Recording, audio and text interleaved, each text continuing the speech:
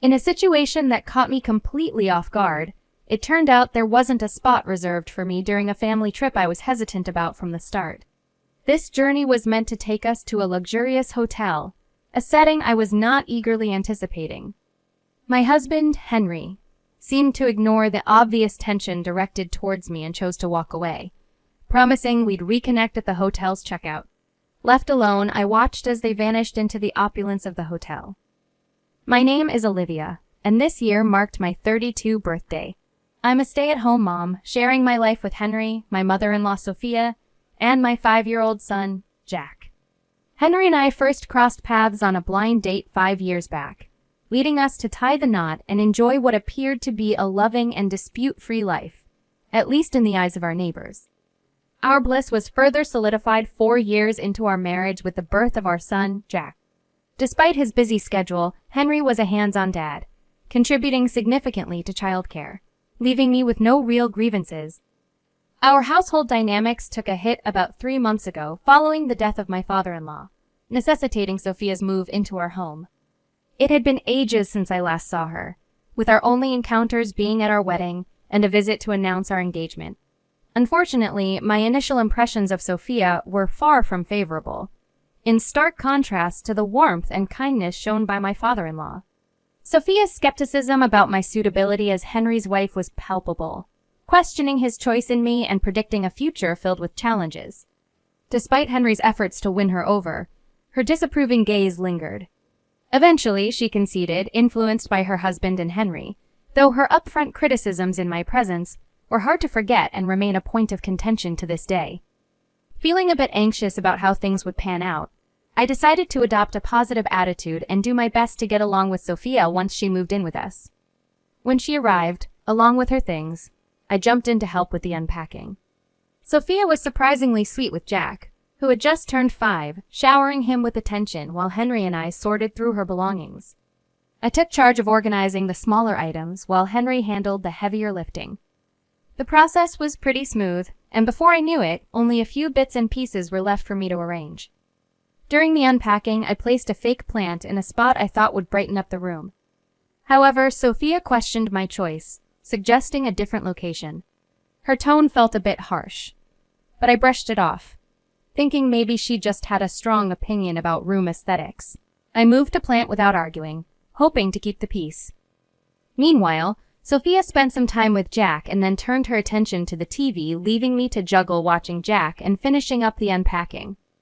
Henry was taking a well-deserved break after all the heavy lifting, so I didn't want to disturb him. I wrapped up with a mix of emotions, trying to convince myself that Sophia was just adjusting to her new surroundings, which helped me set aside my growing irritation. However, Sophia's critiques became a daily occurrence. One morning, after getting up early to prepare breakfast for everyone, I decided to take a short break. That's when Sophia commented on the state of the house, urging me to clean instead of resting. Her relentless criticism, combined with her absence during the day and lack of contribution, started to wear me down mentally. I eventually brought up my concerns to Henry, hoping for some support, but his response was disappointing. He suggested I should be more understanding, considering the recent loss of his father. His lack of intervention left me feeling helpless and alone. My nights ended with me lying in bed, overwhelmed and on the brink of tears, thinking about my situation. On one such night, Jack's cries broke the silence, but my exhaustion made it difficult to get up immediately. That's when Sophia burst into my room, berating me for not tending to my son right away, accusing me of neglecting my responsibilities as a mother. Her words stung, but wanting to avoid further conflict, I silently got up and went to comfort Jack, carrying the weight of the day's tensions with me. That night, sleep evaded me entirely. With Henry having the day off, I mulled over what special dish to prepare for lunch, wanting to make something delightful for everyone. As I was considering my options, Sophia began to get lunch ready. When she laid out the meals, it became apparent that a plate was missing mine. I've prepared food for Henry, who works tirelessly, and my beloved grandson. Naturally, there's nothing for you. You'll have to fend for yourself, she declared. This left me feeling utterly humiliated. It dawned on me then her actions weren't just harsh admonitions. They were deliberate acts of bullying, a realization that hit me hard. I had always tried to see Sophia's behavior as tough love, thinking maybe she was pushing me to be a better partner for Henry. Without this perspective, I felt like I would crumble under the pressure. Unable to retort and feeling increasingly isolated, I poured my heart out to a childhood friend after dropping Jack off at daycare. "This is outright bullying. How are you managing to cope?" she asked, concern lacing her voice. Sharing the ordeal with her, I found myself breaking down, unable to hold back tears any longer. My friend's support was unwavering. "You're stronger than you realize, and you'll get through this. Let's think of a plan," she encouraged, giving me a glimmer of hope. Though our conversation was brief, it lifted a weight off my shoulders. Following her advice, I decided to discreetly record the daily goings-on at home. I picked up an affordable recorder on my way back from picking up Jack and set it up in a hidden spot at home. Amidst my cleaning spree, I stumbled upon a piece of paper that had slipped out of one of Sophia's drawers. It was a personal loan agreement with a staggering sum of $20,000. Shocked, but realizing its potential significance, I pocketed the document. Later that evening, with Sophia back and Henry returning just in time for dinner, we sat down to the usual setting Sophia's complaints. Out of the blue, she mentioned a discount coupon for a luxurious spa hotel she had received from a friend, clearly hinting she wanted to use it. Henry was instantly supportive of the idea, and even Jack seemed thrilled at the prospect. This unexpected turn of events seemed to offer a brief respite from the tension at home, sparking a mix of emotions within me. Truthfully, I wasn't excited at the thought of joining them on the trip, anticipating nothing but discomfort for myself. Yet, surprisingly, Sophia extended an invitation my way, acknowledging my hard work around the house with an offer to tag along. Her unexpected gesture left me stunned, considering her usual behavior towards me. For a moment, I dared to hope her intentions were genuine, not spiteful. That night, I found myself restless, weighing the pros and cons of accepting the invitation. Henry approached me with a plea, expressing his desire for me to accompany them. He explained his dilemma. He couldn't rely on his mother to watch Jack, and managing our son alone on the trip would be too challenging. My frustration with how he had overlooked his mother's treatment towards me bubbled to the surface. "You've never stood up for me against your mother's unfair treatment." "Why should I agree to this?" I retorted, leaving Henry at a loss for words. However, he was persistent, leading me to lay down my terms if I were to consider joining them. In a moment of revelation, I showed him the personal loan agreement I had discovered in Sophia's room, revealing her $30,000 debt. Henry was visibly shocked, unable to fathom his mother's financial burden. He proposed that we assist in settling the debt, a request that put me in a difficult position. Given Sophia's behavior towards me, I was initially reluctant to offer any help. Yet, Henry's earnest plea led me to propose my own conditions for any assistance and my participation in the trip. My demands were clear. Henry needed to intervene whenever Sophia mistreated or overly criticized me. Additionally, I insisted on establishing clear rules for Sophia's behavior to be written and displayed throughout the house. If she failed to adhere to these terms, we would have no choice but to ask her to leave. Henry agreed to my terms, and we decided to implement these changes after our return from the trip. To ensure the rules would be in place upon our return, I arranged for my friend to post them around the house in our absence. We agreed to maintain a facade of normalcy until the trip concluded, after which we would confront the situation head-on. With this plan in place, I reluctantly agreed to join the trip, informing Sophia of my decision the following day. Deciding to join them on the trip, I reminded myself to stay patient just a bit longer. On the departure day, as Henry was gathering everyone's luggage, Sophia immediately showed her true colors. "Let Olivia handle the bags," she demanded, a clear attempt to belittle me right from the start. Henry gave me a look of apology, but to avoid any conflict, I complied, albeit reluctantly. The bags were heavier than I expected, and managing them while also looking after Jack was no small feat. I silently worried about my dwindling energy reserves, fearing I wouldn't have any left to enjoy our luxurious hotel destination. The journey to the hotel involved a scenic Amtrak ride followed by a drive through mountainous terrain. The hotel itself was a sight to behold, with its stunning exterior and interior exuding luxury. Jack's excitement was palpable as he darted around exploring, while Sophia seemed to appreciate the decor before heading to the front desk for our check-in. As I was about to make my way to our room, Sophia's next words hit me like a ton of bricks. "Were you planning to stay with us?" "I only booked for the 5 of us." Confusion washed over me as I tried to process what she was saying. The stark realization dawned on me that her invitation was a ruse to exploit me as a makeshift porter, with no real intention of including me in their stay. "Then where should I sleep?" I inquired, to which she coldly responded, "I don't know, and I don't care. Maybe you can camp out somewhere around here." Her words were a clear dismissal, suggesting I was to fend for myself outdoors. Her cruelty left me seething with anger, but before I could confront her, she and my family vanished into the hotel, leaving me stranded in the lobby. Feeling utterly defeated, I exited the hotel, overwhelmed by the situation. Henry's feeble apology via message did nothing to console me. By noon, I found myself alone, grabbing lunch at a nearby cafe and eventually seeking refuge in an open field, hoping to find solace under the night sky. Just as I settled down, my phone rang. It was my friend, checking in on how the trip was going, unaware of the ordeal I was facing. Her voice was a reminder of the plan we had hatched together, a plan that now seemed worlds away from my current predicament. Before the ordeal unfolded, I had the foresight to provide a copy of my house key to my trusted friend, explaining the potential for trouble. After the shocking turn of events at the hotel, I filled her in on the situation. She was livid on my behalf and offered to come rescue me, but I declined.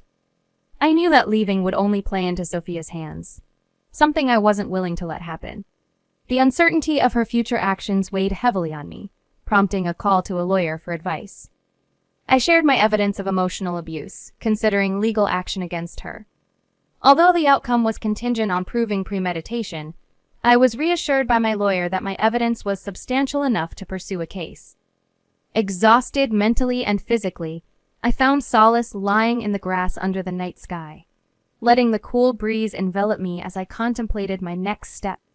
The following morning, I reunited with my family and Sophia just in time for checkout. Sophia's immediate jabs about my presumed night outdoors were halted by Henry's intervention, though she swiftly sidestepped to other topics. It was clear Henry had communicated the extremity of her actions to her. Upon our return home, Sophia's outrage was palpable as she encountered the posted rules around the house. Her anger quickly shifted to shock as Henry presented the loan agreement, her complexion turning from red to pale as her secret was laid bare. Under pressure, she confessed to squandering her late husband's life insurance and accumulating debt thereafter. Henry and I stood firm on the consequences we had discussed. Facing eviction and legal action, Sophia listened to the recorded proof of her behavior, her defiance turning to desperation. She pleaded for mercy, promising to adhere to the new house rules and change her ways. Her earnest apology and willingness to reform took me by surprise. It was a moment of vindication, seeing her so humbled and eager to make amends. Reluctantly, I agreed to give her a chance, under the condition that she truly abide by the rules and curtail her aggressive behavior. Her gratitude was palpable, and for the first time, I felt a glimmer of hope for a more peaceful coexistence. Just when I thought we had turned a corner, my legs gave way, and I collapsed to the floor. Henry quickly helped me into a chair before turning his frustration towards his mother, his voice laden with disappointment and disbelief. It seemed the revelation of the debt had eroded his respect and trust in her. The thought of being sternly reprimanded by her own son was something Sophia had probably never anticipated, and her frantic apologies reflected her shock. After the confrontation, she spent the day in silence, her gaze lost to the sky, signaling a seismic shift in the household dynamics. The following morning, I stuck to my routine, getting up early to prepare breakfast. Despite the recent upheaval, Sophia slipped into old habits, throwing a barbed comment my way. However, this time, Henry immediately countered her with a firm reminder of their recent discussion, leaving her speechless and retreating to the sofa. I couldn't help but stifle a chuckle at the scene, but focused back on breakfast. Henry's guilt over not defending me sooner was apparent, and his struggle against the woman who raised him was palpable. Yet, I knew his heart was in the right place, and I couldn't fault him for the complexities of his feelings. His heartfelt apology later on, accompanied by tears, reassured me of his support. Over time, Sophia's demeanor towards me softened. While she still made occasional critiques, the underlying hostility seemed to fade. This newfound peace allowed me to breathe easier, fostering a healthier mental state. To manage the debt repayment of $700 a month, Henry and I teamed up, with me taking on a part-time job to contribute financially. Despite her past actions, Sophia took on the responsibility of Jack's daycare runs commendably, earning back some trust. To prevent any further financial missteps, Henry took control of managing her finances. Our family dynamic evolved gradually, inching towards a semblance of harmony. The ordeal taught me a valuable lesson about the complex interplay of love, family, and the challenges of living with a difficult in-law. I had once considered separation as an escape from the harsh criticism and unbearable treatment, but the discovery of the IOU became a catalyst for change, offering a chance to mend fences and strengthen our family unit. Perhaps there was a touch of luck in how things unfolded, but it also underscored the power of resilience and forgiveness in overcoming adversity. Reflecting on everything I've been through, my heart is full of gratitude for my friend's unwavering support. Her listening ear and encouraging words were a beacon of light in my darkest times. Without her, I'm certain the weight of my struggles would have overwhelmed me, possibly leading to a mental breakdown. It's a friendship I vow to treasure deeply. Recalling the hardships fills me with a mix of emotions. Tears well up as I acknowledge the effort I've put into keeping my family afloat. Despite battling depression and lacking the drive to handle daily chores, I persevered. Ensuring my family had a decent life, especially striving to shield my son from any hardship, brings a sense of pride and accomplishment that warms my heart. Forgiving Sophia may be beyond my capacity, but she remains my mother-in-law, and I've chosen to treat her with kindness. Time has a way of softening the sharpest edges of our conflicts. Since those challenging days, years have passed. My son has blossomed, eagerly stepping into his preschool years. We're on the cusp of paying off the debts and are exploring the possibility of moving to a new home, marking a fresh start for our family. Sophia has gradually begun to assist me, easing the once tense atmosphere in our home. My bond with Henry has grown stronger, enriched by our experiences and mutual understanding. We're even contemplating the joy of welcoming another child into our lives.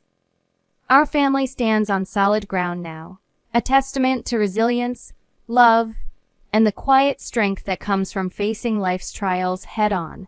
I'm committed to continuing my efforts, nurturing this stability, and fostering a loving environment for my family.